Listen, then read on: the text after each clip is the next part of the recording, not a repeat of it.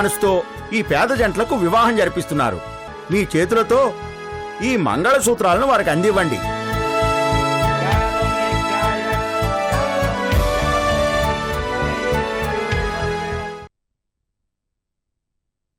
నాకు కుటుంబం లేదు.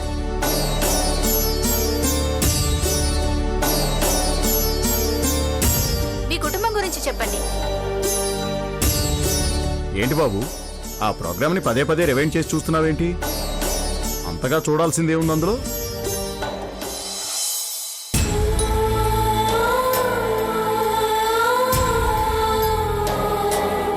నా దగ్గర ఏమీ లేదు. అది ఉంది బాబాయ్. నీకేం తక్కువ బాబు? నిజమే బాబాయ్, నాకేం తక్కువ.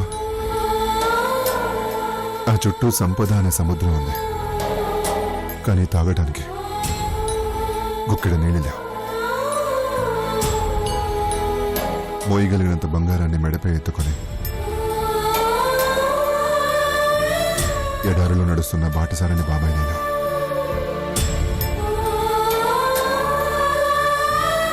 ఉండడానికి ఇంద్రభవనం అంత ఇల్లుంది, తినడానికి పంచభక్ష పర్వణాలున్నాయి. అడుగు బయట పెడితే నన్ను ఆదర్శంగా తీసుకుని ఆరాధనగా చూసే వేలాది జనం, లక్షలాది కళ్ళు, నాతో షేక్ హ్యాండ్ కోసం చేయి చాచే ప్రముఖులు, నా చేతి సహాయం కోసం ఎదురు చూసే పేదవారు. ఒక సామ్రాజ్యానికి చక్రవర్తి లాంటి జీవితం నాది. చాలా మంది నన్ను ఇలాగే అనుకుంటారు బాబాయ్. అది నిజమే కదా బాబు, నువ్వు నిజంగా రారాజువే. కాదు బాబాయ్, అదంతా బయట ప్రపంచానికి, మీకెవరికీ తెలియదు. నాకు మాత్రమే తెలిసిన నాలోని ప్రపంచం ఒకటి ఉంది. ఆ ప్రపంచంలో నా అంతర్ముఖాన్ని చూస్తే నాకే ఏడుపు వస్తుంది బాబాయ్. నేను ఏం పాపం చేశానని, నా వాళ్ళందరినీ దూరం చేసావని ఆ దేవుడితో పోట్లాడాలనిపిస్తుంది. నాలాంటి వాళ్ళు ఈ లోకంలో ఎంతమంది ఉన్నారో నాకు తెలియదు బాబాయ్, కానీ నా ప్రపంచంలో నేను మాత్రం ఒంటరి వాడిని. నరకం బాబాయ్. ఒంటరిగా వచ్చాం, ఒంటరిగా పోతామంటారు, కానీ అమ్మ కడుపులో ఉన్నప్పుడు ఆమె స్పర్శ తోడుగా ఉంటుంది. చేతిలో కాలుతున్నప్పుడు ఆ మంటల వెచ్చతనం తోడుగా ఉంటుంది. ఏ తోడు లేకుండా పుట్టినప్పటి నుంచి చచ్చేదాకా బ్రతకడం చాలా కష్టం బాబాయ్, చాలా కష్టం.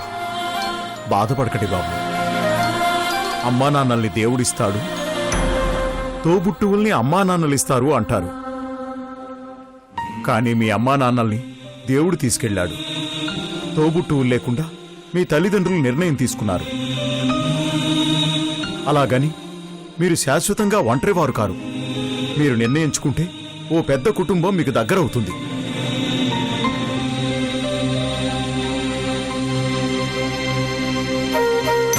అవును బాబు, మీరు తప్పకుండా ఓ పెద్ద కుటుంబంలోకి వెళ్తారు. మీ దగ్గర లాగేసుకున్నవన్నీ కూడా దేవుడు మళ్లీ తిరిగి మీకు అందుకునేలా చేస్తాడు.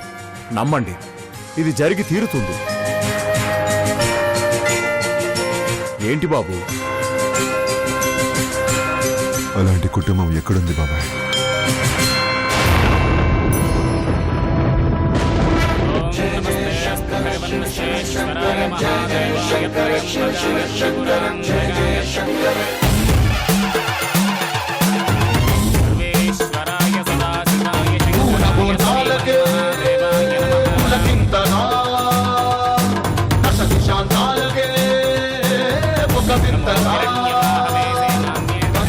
ధరణికే కాంతిమయుడు కరుణాంతరంగుడై ప్రణవధరుడు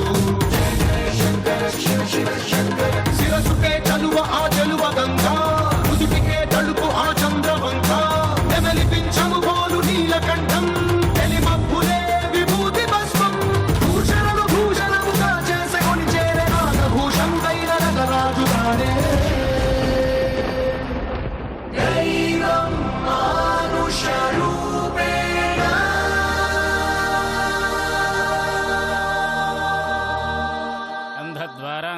दर्शान्नित्यपुष्टाङ्गरेषणीं ईश्वरी घुं सर्व विपुर्व्याप्य सर्वत्र सर्वेन्द्रियाणि चिदानन्दरूपः शिवोऽहं शिवोऽहं चिदानन्दरूपः शिवोऽहं निधनपतये नमः ॐ निधनपदान्तिकाय नमः ॐ वर्धमाय नमः ॐ लिङ्गाय नमः ॐ हिरण्याय नमः ॐ हिरण्यलिङ्गाय नमः ॐ सुवर्णाय नमः ॐ सुवर्णलिङ्गाय नमः నమస్కారమయ్యా. నమస్కారం. అర్చన అభిషేకమా? ఈరోజు నా కొడుకు అభిరామ్, కోడల అపూర్వల పెళ్లి రోజు. వాళ్ళిద్దరి పేరున అభిషేకం జరిపించండి. అయ్యా, మీ అనుమానం నాకు అర్థమైంది. సర్వే జనా సుఖనోభవంతో అంటాం కదా, అదే నోటితో సర్వే సుజనా సుఖనోభవంతో అనడం కూడా తప్పులేదు కదా. కానివ్వండి. అలాగేనయ్యా.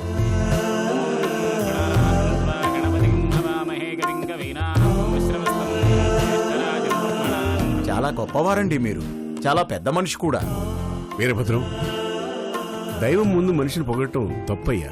సాటి మనుషుల్లో దైవాన్ని చూసే మిమ్మల్ని పొగడ్డం తప్పు కాదయ్యా.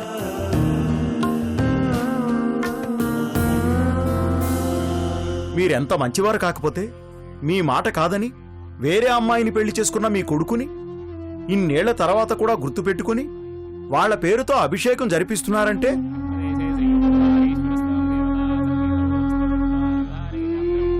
ఇదే వేరే వాళ్ళైతే ఎప్పుడో రక్త సంబంధం తెంచుకునేవాళ్ళు. మీరు కాబట్టి ఇంకా మర్చిపోకుండా గుర్తుపెట్టుకున్నారు. పిల్లలంటేనే తీపి గుర్తులు, వాళ్ళని ప్రత్యేకంగా గుర్తుపెట్టుకునే అవసరం లేదయ్యా. మీ గుండెల్లో ఉన్న భారాన్ని బయటికి తీసి గుళ్ళో పెట్టారు. ఇక వాళ్ళెక్కడున్నా జయమే జయం.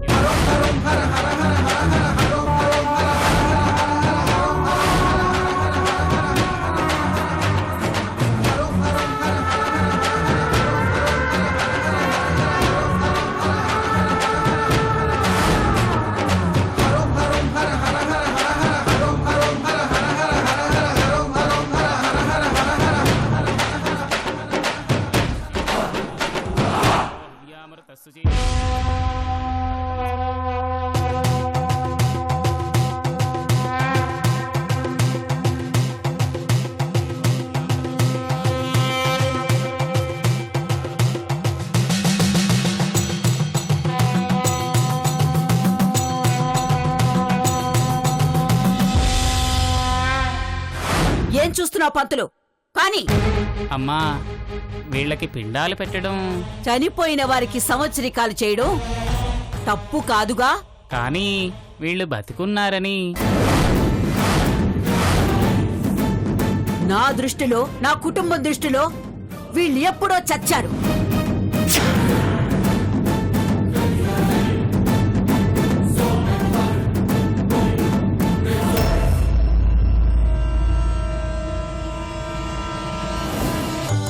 ఎంతైనా ఆవిడ మీ మేనకోడలు కదమ్మా. పెద్దల మాట కాదని కుటుంబ గౌరవాన్ని, పరువు మర్యాదల్ని మంటగలిపిన మనిషి కోడలైనా కూతురైనా నా దృష్టిలో చచ్చిన వారితో సమానం.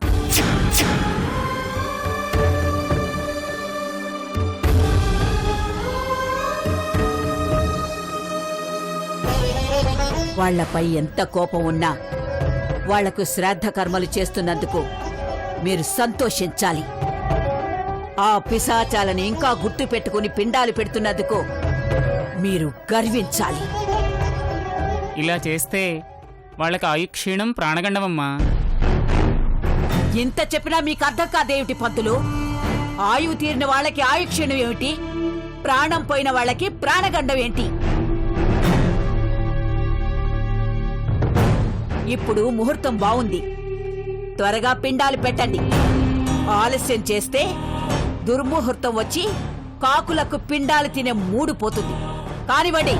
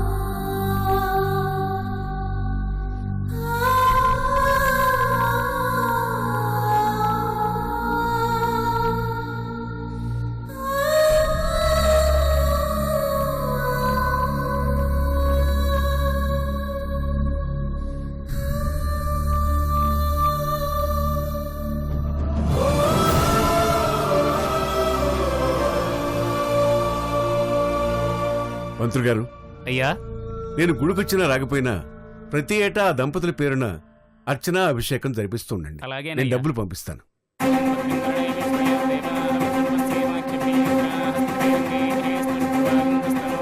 పంతులు, ఇలా జరిపించడం నీకు కొత్త కావచ్చు, కానీ ప్రతి సంవత్సరం ఇలాగే జరుగుతుంది. ఈ నాగమ్మ జరిపిస్తుంది. సెలవు.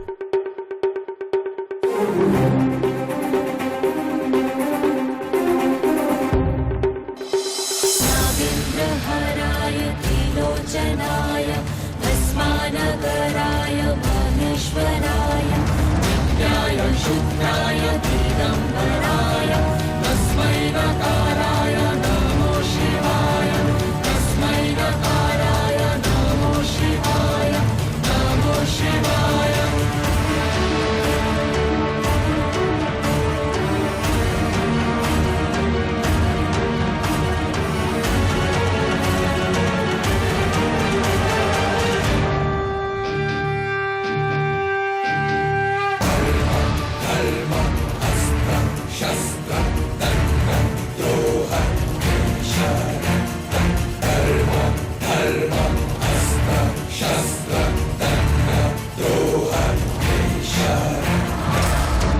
అమ్మా, ఈ ద్వారం నుంచి కాకుండా అవతలి ద్వారం నుంచి వెళ్ళండి. ఎందుకని? అంటే ఈ ద్వారం అది ఏంటంటే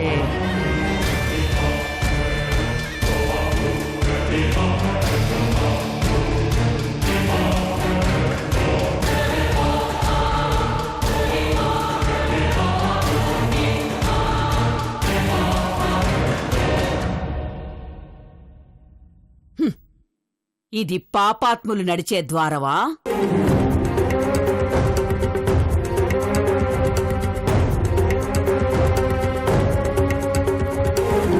ఎక్కడో చేసిన పాపం గుళ్ళో పోతుంది, గుళ్ళో చేసిన పాపం ఎక్కడా పోదని అంటారే.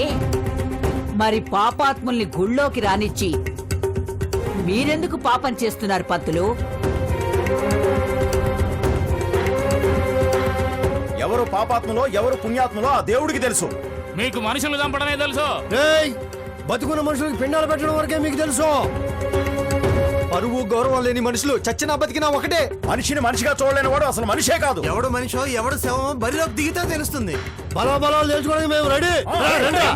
చూసుకుందాం. ఆగండి.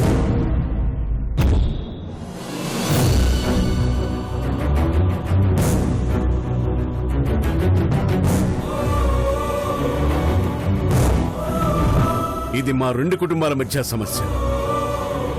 దయచేసి దీన్ని అందరి సమస్యగా మార్చొద్దు. పదండి.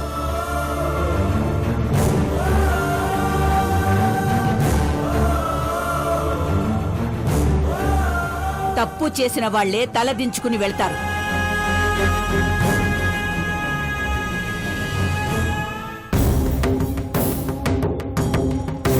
ఎవరమ్మా తప్పు చేసింది? వెంకటరావు.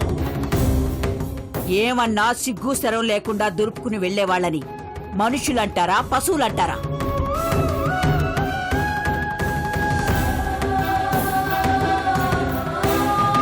పశువుల్లో ప్రవర్తించేది మీరు. వెంకటరావు. ఏంటయ్యా ఆవిడ మిమ్మల్ని అన్ని మాట్లాడుతుంటే? ఏనుగంబారిపై వీధులకు దేవుడు ఊరేగింపుగా వచ్చినప్పుడు భక్తులు దండం పెట్టుకుంటారు, కుక్కలు మురుగుతాయి. అంత మాత్రం చేత ఏనుగు తన మీదున్న దేవుణ్ణి కింద పడేసి వీధి కుక్కలతోటి గొడవకు పోదు కదా వెంకట్రావు. దేవుడనే సహనాన్ని తలలో పెట్టుకోండి. దాన్ని కింద పడేసి గొడవలు తలకెత్తుకోకండి.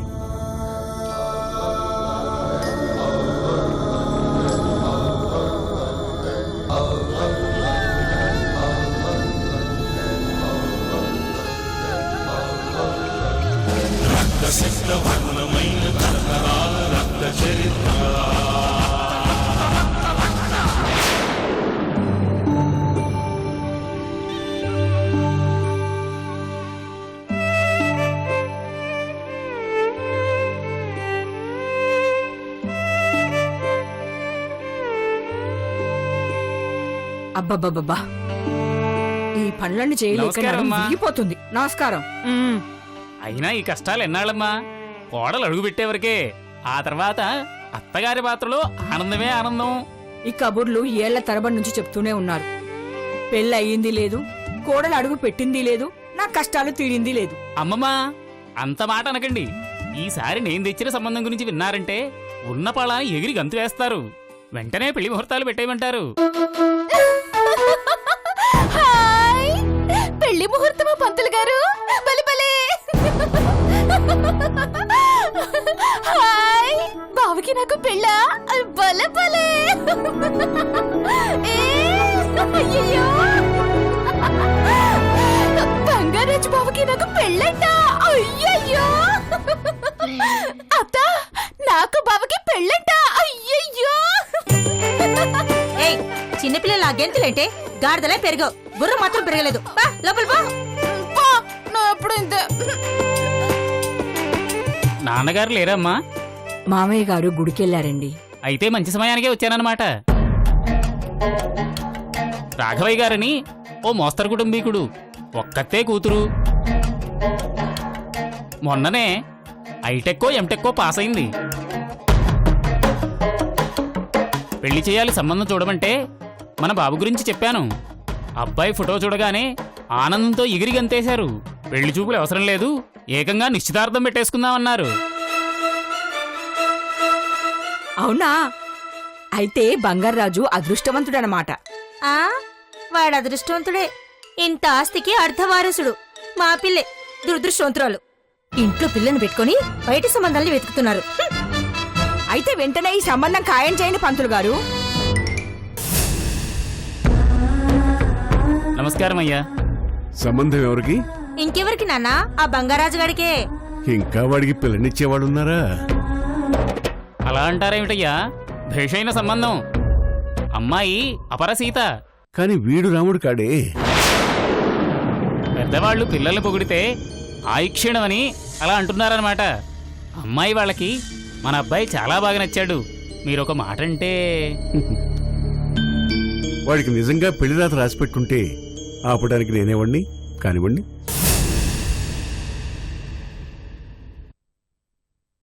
బయట నుంచి వచ్చే పిల్లని ఆపరు, ఇంట్లో ఉన్న పిల్లనిచ్చి పెళ్లి చేయరు. ఏంటో ఈ రాత. అమ్మయ్యా, పెద్ద ఆయన ఆశీస్సులు కూడా వచ్చాయి. శుభస్య శీఘ్రం. మరొక మాటమ్మా, అమ్మాయి వాళ్ళకి అబ్బాయి గారి తాత గురించి, తల్లిదండ్రుల గురించి చెప్పి ఫోటో చూపించాను గాని అబ్బాయి గారికి ఉన్న అలవాట్ల గురించి చెప్పలేదమ్మా. అయ్యో, నిజాన్ని దాచి పెళ్లి చేయడం ఎలా పీడయ్య గారు? ఈ విషయం మామయ్య గారికి తెలిస్తే ఇంకేమైనా ఉందా? ఎందుకమ్మా కంగారు పడతారు? 100 అబద్ధాలాడైనా ఒక పెళ్లి చేయమన్నారు. మనం ఆడుతున్నది ఒక అబద్ధం. అబ్బాయికి ఏ దురలవాట్లు లేవని. వెంటనే పెళ్లి జరిగిపోతే ఏ సమస్య లేదు. పెళ్ళానికి మావాడే సమస్య అవుతాడు గదా. మా వాడేమో పాడలవాట్లు మానుకోడు. పాపం ఆ అమ్మాయి పరిస్థితి. ఇలా ఎందుకు అనుకోవాలమ్మా? మ్యారేజ్ అనేది మగవాడి లైఫ్లో టర్నింగ్ పాయింట్. పెళ్ళయ్యాక ఎంతో మంది మగాళ్ళు అన్నీ వదిలేసి పెళ్ళాం కొంగు పట్టుకొని తిరగట్లేదు చెప్పండి. అంతెందుకు, ఈవిడ ఏకంగా భర్తనే ఇల్లరికానికి తెచ్చేసుకుంది కదా. పెళ్ళైతే అంతా సర్దుకుంటుంది. నా కూతురు పనికిరాలేదు గాని నా పెళ్లి పనికొచ్చిందా? ఇక మీరు ఏ సందేహాలు పెట్టుకోకండి. అమ్మాయి వాళ్ళకి పెళ్లి ఫిక్స్ అని చెప్పేస్తాను. మంచి ముహూర్తం చూసి పెళ్లి కానిచేద్దాం. ఓ పనైపోతుంది. ఏమంటారు? ఏంటో వీడు ధైర్యం చెప్తున్నారు గాని నాకు మాత్రం భయంగానే ఉంది. ముందు ఈ విషయం అర్జెంటుగా బంగారాజుకు చెప్పాలి. వాడెక్కడున్నాడో ఏంటో.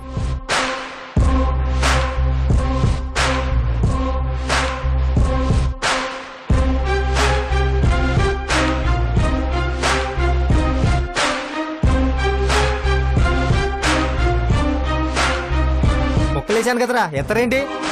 ఎత్తండి.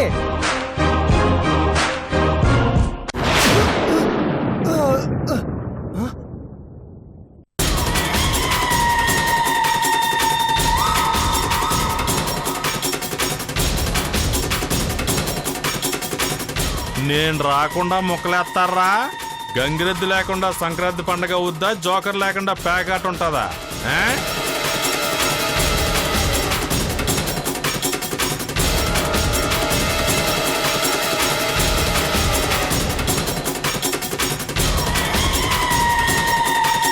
బంగారు బాబు గారు తమరా? నేనేరా.